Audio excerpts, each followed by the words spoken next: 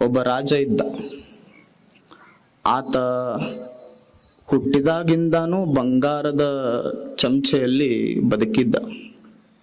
ಮಸ್ತ್ ಜೀವನ ಮಾಡಿದ್ದವ. ಏನೋ ಒಂದು ರಾಜವೈಭೋಗ ಏನು, ಅವನಿಗೆ ನೀಡೋರೊಬ್ಬರು, ತಾಟ ತೊಳೆಯವ್ರೊಬ್ಬರು, ಎಲ್ಲ ಭಾರಿ ಇತ್ತು ರಾಜ ಅಂತ. ಅವ ದೊಡ್ಡವಾಗ್ತಾನ.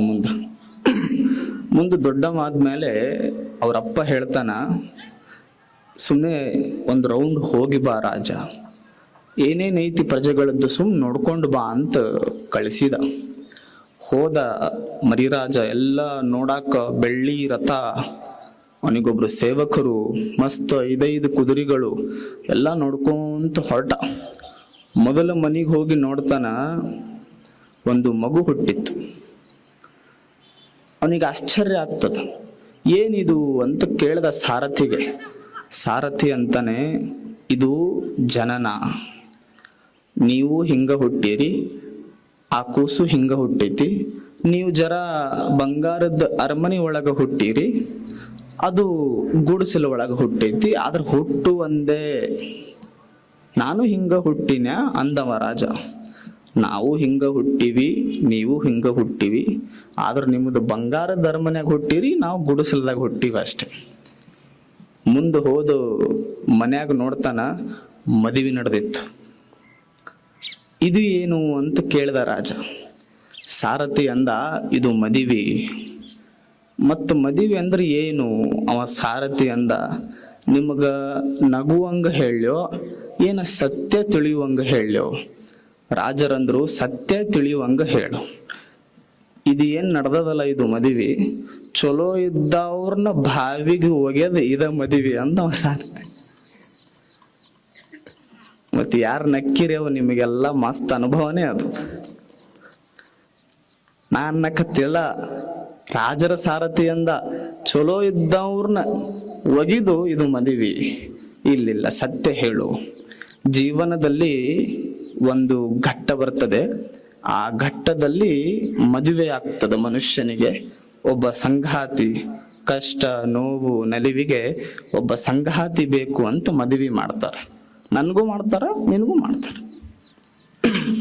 ಮುಂದೆ ಹೋದ, ಅದ ಮದುವೆ ಏನ್ ಮನಿಯಾಗಿತ್ತಲ್ಲ, ಅದ್ರ ಮಂದ್ ನೋಡ್ತಾನ, ಜಗಳ ನಡೆದಿತ್ತು.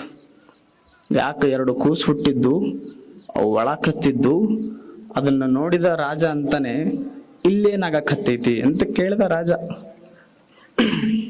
ಸಾರಥಿ ಅಂದ, ಅದೇನು 1ನೇ ಭಾಗ ನೋಡಿದ್ರಲ್ಲ, ಅದ್ರದ್ದು ಕ್ಲೈಮ್ಯಾಕ್ಸ್ ಇದು ಅಂದ. 2 ಬರ್ತಾವು, ಬಂದ ಮ್ಯಾಗ ಹಿಂಗ ಜಗಳ ಆಡುದೆ. ಮತ್ ನಾನು ಆಡ್ತೀನೇನು ಅಂದ ರಾಜ. ಅಲ್ರಿ ರಾಜರೇ, ನೀವು ರಾಜರಿದ್ರಿ ಏನು, ನೀವು ಗುಡಿಸಲ್ದಾಗಿದ್ರಿ ಏನು, ಕಟ್ಕೊಂಡವ್ರ ಮಾತು ಕೇಳಬೇಕಿಲ್ಲ, ನೀವು ಬೀದಿಗೆ ಬರ್ತೀರಿ, ನಾವು ರೋಡಿಗೆ ಬರ್ತೀವ ಅಂದ. ಹಂಗಂದ್ರ ನಾನು ಬರ್ತೀನೇನು, ನೀವು ಬರ್ತೀರಿ. ಮುಂದೆ ಹೋದ, ಒಂದು ಸಾವಾಗಿತ್ತು. ಇದು ಏನು ಅಂದ ರಾಜ. ಅವಾಗ ಸಾರಥಿ ಹೇಳ್ತಾನ, ಮೋಕ್ಷ. ಶೋಕ ಇಲ್ಲ, ಮೋಕ್ಷ ಇಲ್ಲ, ಏನೂ ಇಲ್ಲ. ಶೂನ್ಯದಿಂದ ಬಂದತ್ತೆ, ಶೂನ್ಯದತ್ತ ನಡೆದ ಪಯಣ ಅಷ್ಟೆ. ಇಲ್ಲಿ ಯಾಕೆ ಅಳಕತ್ತಾರೆ ಎಲ್ಲರೂ ಅಂತ ಕೇಳ್ದ ರಾಜ. ಸಾರಥಿ ಹೇಳ್ತಾನೆ, ಇನ್ನು ಮುಗಿತು. ಮನುಷ್ಯ ಹುಟ್ಟಿದ, ಮದುವೆಯಾದ, ಸಂಸಾರದ ಜಂಜಾಟಿನೊಳಗ ಬಿದ್ದ. ಒಂದು ದಿನ ಸಾವು ಬಂತು. ನಾನು ನನ್ನದು ಎಂದ ಬಡೆದ ನಾನಾತ್ಮ ದೇವನೊಳಗ ಏಕಾತ್ಮನಾದ, ಅದೇ ಸಾವು ಅಂತ ಸಾರಥಿಯು ವಿವರಣೆ ಕೊಟ್ಟ. ಅವಾಗ ಹುಡುಗನಿಗನಿಸ್ತು, ನನಗೂ ಸಾವು ಬರ್ತಿತ್ತನು. ರಾಜರಾಗಲಿ, ಬಡವರಾಗಲಿ, ಶ್ರೀಮಂತರಾಗಲಿ, ದುಡ್ಡಿದ್ದವ್ರಿರ್ಲಿ, ಇಲ್ಲದೆ ಇದ್ದವ್ರಿರ್ಲಿ, ಕುರ್ಚಿ ಮ್ಯಾಗ ಕುಂತವ್ರಿರ್ಲಿ, ಕೆಳಗ್ ಕುಂತವ್ರಿರ್ಲಿ, ಬಂಗಾರ ಹಾಕೊಂಡವ್ರಿರ್ಲಿ, ಹಾಕೊಳ್ದೆ ಇರೋರಿರ್ಲಿ, ಎಲ್ಲರಿಗೂ ಸಾವು ಬರುದೇ ಅಂದವ ಸಾರಥಿ. ರಾಜನಿಗನಿಸ್ತು, ಹಂಗಂದ್ರ ನಾನು ಸಾಯ್ತೀನನು, ನೀವು ಸಾಯ್ತೀರಿ. ಅವಾಗ ರಾಜ ಯೋಚನೆ ಮಾಡ್ತಾನ, ನಾನು ಹುಟ್ಟುತ್ತೀನಿ, ಮದ್ವೆ ಆಗ್ತೀನಿ, ಸಂಸಾರದ ಜಂಜಾಟದೊಳಗ ಬೀಳ್ತೀನಿ, ಇವೆಲ್ಲ ಮತ್ತೆ ನನಗ್ಯಾಕ ಬೇಕು, ನನಗೇನೂ ಬೇಡ, ನಾನು ನಿಮ್ಮಂತೆ ಒಬ್ಬವ ಅನ್ನೋ ಸತ್ಯ ನನಗೆ ಅರಿವಾಗ್ಯದ ಇವತ್ತ. ನಾನು ಬಿಟ್ಟು ದೇಶ ಸಂಚಾರಕ್ಕೆ ಹೋಗ್ತೀನಿ ಅಂತ ಮುಂದೊಂದು ದಿನ ದೊಡ್ಡ ಮೇಧಾವಿ ಆ ರಾಜ ಆಗ್ತಾನೆ. ಇದು ಸತ್ಯ ದರ್ಶನ. ಇದೇ 7ನೇ ಶ್ಲೋಕದ ಉಪನಿಷತ್ತಿನ ಸಾರಸ್ಯ. ಕೋಗಿಲೆಯಂತಹ ಮನಸ್ಸು ಮನುಷ್ಯನಿಗೆ ಬರಬೇಕಾಗ್ತದೆ.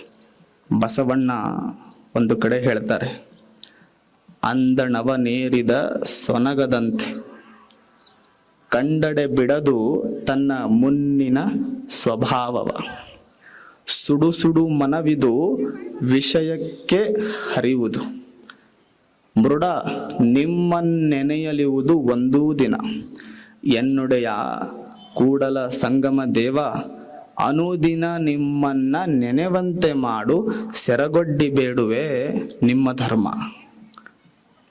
ಎಷ್ಟು ಅದ್ಭುತ ಅಲ್ಲೇನಿ ವಚನ. ನಾಯಿನ ನೀವು ನೋಡ್ರಿ, ಅದು ಬೆಳ್ಳಿ ರಥದ ಮ್ಯಾಗ ನೀವು ನಾಯಿನ ಕುಂದ್ರಿಸಿ ಮೆರವಣಿಗೆ ಮಾಡ್ರಿ, ಅದು ನಾಯಿ ಎಲ್ಲರೇ ಒಂಚೂರು ಹಳಸಿದ ಮಾಂಸ ಸಿಕ್ತು ಅಂದ್ರೆ ಅದು ರಥದ ಮ್ಯಾಗ ನಿಲ್ಲೋದೇ ಇಲ್ಲ. ಅದು ಓಡಿ ಹೋಗಿ ತನ್ನ ಮಾಂಸ ತಿನ್ನಕ ಓಡ್ತೈತ. ಅದು ಮತ್ತ ವಾಪಸ್ ನೀ ಬಾರೋ ರಥದ ಮ್ಯಾಗ ಅಂದ್ರ ಅದು ಬುಗುದಿಲ್ಲ. ಯಾಕ? ಅದ್ರ ಮನಸ್ಸು ಆ ಮಾಂಸದ ಮ್ಯಾಗ ಐತಿ, ಬಿಟ್ರೆ ನೀವು ಕೊಟ್ಟಿರೋ ಸಿಂಹಾಸನದ ಮ್ಯಾಗಿಲ್ಲ. ಈ ಮನುಷ್ಯನ ಮನಸ್ಸು ಹೆಂಗು ಅಂದ್ರೆ ನಾಯಿದು ಮನಸ್ಸಿದ್ದಂಗ. ಎಷ್ಟೇ ನೀವು ಬೆಳ್ಳಿ ರಥದ ಮ್ಯಾಗ ಕುಂದ್ರಿಸಿ, ಬಂಗಾರ ರಥದ ಮ್ಯಾಗ ಕುಂದ್ರಿಸಿ, ಸಿಂಹಾಸನದ ಮ್ಯಾಗ ಕುಂದ್ರಿಸಿದ್ರು ಇದು ಎಲ್ಲಿ ಹೋಗಿ ಕೇಳೋದು ಅಂದ್ರೆ ಎಲ್ಲಿ ಕಾಮ ಐತಲ್ಲ ಅಲ್ಲೇ ಹೋಗ್ತೈತಿ. ಎಲ್ಲಿ ಮೋಕ್ಷ, ಎಲ್ಲಿ ಕ್ರೋಧ, ಎಲ್ಲಿ ಅಹಂಕಾರ ಅಲ್ಲೇ ಹೋಗ್ತದೆ. ಈ ಮನಸ್ಸನ್ನ ಗಟ್ಟಿ ಹಿಡಿಯೋದು ಹ್ಯಾಂಗ ಅಂದ್ರ ನಿಮ್ಮ ನೆನೆಯಲಿಯುವುದು ಒಂದು ದಿನ. ಒಟ್ಟ ನಿಮ್ಮನ್ನ ನೆನಸಾಕತ್ತೆ ಇಲ್ಲಿದು, ನಿಮ್ಮನ್ನ ನೆನೆಸು ಹಂಗ ಈ ಮನಸ್ಸನ್ನ ಮಾಡುವಂತ ಅಪ್ಪ ಬಸವಣ್ಣ ಕೂಡಲ ಸಂಗಮನಲ್ಲಿ ಬೇಡ್ಕೊಳ್ತಾನ. ಮತ್ ನಾವು ಬೇಡ್ಕೊಂಡಿವಿ. ನಮ್ಮ ಬೇಡಿಕೆಗಳೆಷ್ಟು ಅದ್ಭುತ ಅಂದ್ರೆ, ಹಚ್ಚುದೇನ್ ದೇವ್ರ ಮುಂದ ಬಂಗಾರದ ದೀಪನ ಹಚ್ಚಿವಿ ನಾವು. ಮತ್ತು ಬಂಗಾರದ ದೀಪದ ಒಳಗೆ ಎಣ್ಣೆ, ಅವು ಬ್ರ್ಯಾಂಡೆಡ್ ಎಣ್ಣೆ ಹಾಕಿರ್ತೀವಿ. ಮತ್ತದು ಊದುಬತ್ತಿ ಹಚ್ತಿರಲ್ಲ ನೀವೆಲ್ಲ, ಆ ಊದುಬತ್ತಿ ಹಚ್ಬೇಕಾದ್ರೂ ಅದು ಬ್ರ್ಯಾಂಡೆಡ್ ಊದುಬತ್ತಿನೇ ಹಚ್ಚಿರ್ತೀರಿ. ಬೇಡ್ಕೊಳ್ಳೋದೇನು ಬೇಡ್ಕೊಂಡಿವಿ ಗೊತ್ತನು? ಮಗ್ಳ ಮನ್ಯಾವ ಚಲೋ ಮನಿ ಕಟ್ಟಾನ, ಹೆಂಗರ ಮಾಡಿ ಮನಿ ಬೆಳೆಸ್ಬಿಡಪ್ಪ ಅಂತ ಬೇಡ್ಕೊಂಡಿ. ಕಟ್ಟೋದೇನು ಮಸ್ತ್ ದೊಡ್ಡ ಗುಡಿನ ಕಟ್ಟಿ ಕುಂದ್ರಿಸಿವಿ ಅವನಿಗೆ. ಎಂತ ಗುಡಿ ಕಟ್ಟಿವಿ ಅಂದ್ರೆ ದೊಡ್ಡ ಗುಡಿ ಕಟ್ಟೆ ಕುಂದ್ರಿಸಿವಿ. ಬೇಡ್ಕೊಳ್ಳೋದೆಲ್ಲ ಮಸ್ತ್ ಮಸ್ತ್ ಬೇಡ್ಕೊಂಡಿವಿ. ಮತ್ ಹೆಂಗ್ ಚಂದ ಬೇಡ್ಕೊಂಡಿವಿ ಅಂದ್ರ, ಆಗ ಅವು ಈ ಇನ್ಶೂರೆನ್ಸ್ ಬರ್ತಾವಲ್ಲ LIC ಒಳಗ, 1 ವರ್ಷ 2 ವರ್ಷ 3 ವರ್ಷ, ವರ್ಷದೊಳಗ ಬೀಳಿಸಿದಿ ಅಂದ್ರ 2 ತುಪ್ಪ ಎಕ್ಸ್ಟ್ರಾ ದೀಪ ಹಚ್ತೀನಿ ನಿನಗ. ಏನು ಮಗ್ಳು ಮನೆಯವ್ರನ್ನ ಬೀಳ್ಸಂತ ಕೇಳಾಕತ್ತೀವಿ. ಮತ್ತ 6 ತಿಂಗಳದಾಗ ಬೀಳ್ಸಿದಿ ಅಂದ್ರ ನಿನ್ನ ಹೆಸರ ಮ್ಯಾಗ ಗುಡಿನೇ ಕಟ್ತೀನಿ. ಮತ್ತ 1 ವಾರದಾಗ ಆಯ್ತು ಅಂದ್ರ ಇಡೀ ಊರ್ ತುಂಬಾ ನಿನ್ನ ಹೆಸರ ಮ್ಯಾಗ ಪ್ರಸಾದ ಮಾಡ್ತೀನಿ. ಅದು ಕೇಳಿತ್ತ ದೇವ್ರು ಎಂದರೆ? ಇನ್ನೊಬ್ಬರ ಮನೆ ದೀಪ ಆರಿಸುವಂತ ಅವ್ನು ನನ್ನ ಮುಂದೆ ದೀಪ ಹಚ್ಚು ಅಂತ ಎಂದರೆ ದೇವ್ರು ಕೇಳಿತ್ತೇನ್? ದೇವರು ಯಾವತ್ತು ನಿಮಗ ನಾವೊಂದ್ ಸತ್ಯ ಹೇಳ್ತೀನಿ, ನೆನಪಿಟ್ಕೊಂಡ್ಬಿಡ್ರಿ. ನಿಮ್ಮ ಅರಳಿದ ಹೂವು ನೀವು 1000 ಬೆಂಗಳೂರು ಮೈಸೂರು ಅಲ್ಲಿಂದ ಎಲ್ಲಾ ಹೂವು ತರಿಸಿ ದೇವ್ರಿಗೆ ಎರಿಸಿರ ದೇವ್ರು ಖುಷಿ ಆಗೋದಿಲ್ಲ. ದೇವ್ರು ಯಾವಾಗ ಖುಷಿ ಆಗ್ತಾನೆ ಅಂದ್ರೆ, ಬಾಡಿದ ಮನಸ್ಸಿಟ್ಕೊಂಡು ಅರಳಿದ ಹೂವ ತಗೊಂಡು ದೇವ್ರ ಗುಡಿಗೆ ಬಂದ್ರೆ ದೇವ್ರ ಖುಷಿ ಆಗುದಿಲ್ಲ. ಬಾಡಿದ ಹೂವ ಇರ್ಲಿ ಖರೆ, ಅರಳಿದ ಮನಸ್ಸು ತಗೊಂಡು ಹೋದ್ರಿ ಅಂದ್ರೆ ದೇವ್ರ ಖುಷಿ ಆಗ್ತಾನ. ಅಂತ ಮನಸ್ಸು ನಮ್ಮದಾಗ.